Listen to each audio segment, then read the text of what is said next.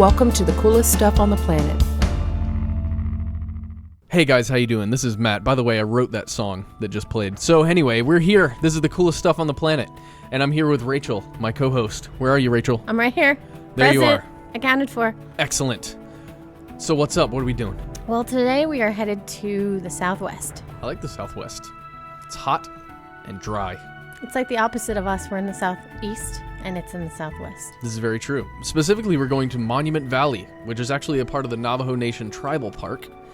Say that 3 times fast. Mm-hmm. That's in both Utah and Arizona, by the way. And you may actually recognize this place because it's been a backdrop for a lot of different movies, specifically John Ford movies that star John Wayne, usually. Stuff like movies like The Searchers or How the West Was Won, some of the most famous ones. Mm-hmm. And there's also, of course, the first one that he did, which is Stagecoach in 1939. You may have also seen Monument Valley in places like Back to the Future 3. Did you see that one? Oh, Monument yes. Valley, starring role. In a Metallica video. And also in a video game. Motorstorm, yes. Which you apparently have played, right? I did. I actually played it.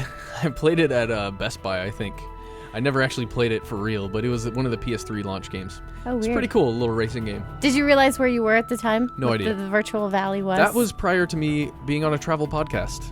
Ah. So Monument Valley is nearly a 100,000 acre park, and it belongs to the Navajo Nation, or it's cared for by the Navajo Nation. Mm-hmm. And it's actually famous for its sandstone rock formations, which you would recognize immediately if you saw them.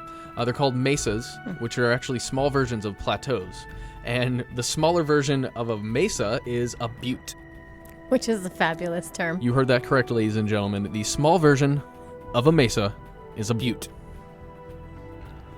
So these, there aren't just buttes and mesas, though. There are actually also narrow columns of rock called pinnacles and spires. Mm-hmm.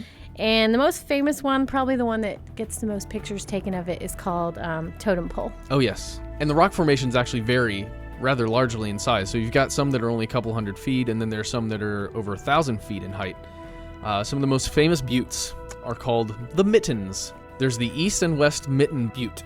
And they're called mitten buttes because if you look at them from afar, it actually looks like a mitten because they're spires that looks kind of like a thumb, and then the rest of the mesa or the butte looks like a hand. The rest of the hand like the fingers. Mm-hmm. Just look at these pictures. You see what I mean? Another famous butte is Merrick Butte.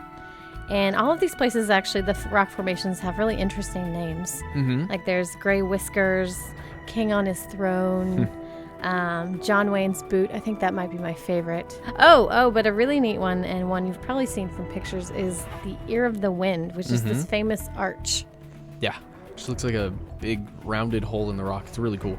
So surprisingly, this iconic, extremely remote area is actually more popular with foreign visitors, and I thought this was really weird. Mm-hmm. And then I really thought about it. This makes sense to me because this area is actually very iconic for the American West, which is one of the most something that America is probably most famous for, at least with culture. That's one thing that we have that a lot of other places don't have, is that exploration out into the wild that we basically did. Yeah, the Wild West and cowboys and Indians kind of is like a slice of Americana, I guess. Exactly. So Monument Valley only gets about 500,000 visitors, roughly, in a year, and then places like Grand Canyon get millions, right? Mm-hmm. So it's a little lesser visited, but equally beautiful.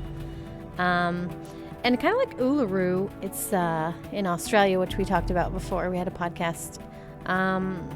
Monument Valley is also a sacred place for the Navajo people. Mm-hmm. And so actually Navajo families live in the park in certain areas. And you actually can't climb the rock formations. Yeah. It's a big no-no. Exactly. Well, because it's dangerous and it's disrespectful.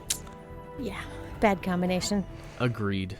So that's about it for Monument Valley. If you guys want to learn more, you can go to howstuffworks.com, check out stuff there. I think there's actually some other details. They're all over the place, right? Mm-hmm. This place is very famous. All you have to do is search for it. Yeah, and then you can also go to the park's website, which is nice. It has some good practical information about heading to the park and what you'll see there. Yep. So check it out. For more on this and thousands of other topics, visit howstuffworks.com and let us know what you think. Email travelpodcast@howstuffworks.com. Don't forget to check out our other podcasts, Free on iTunes.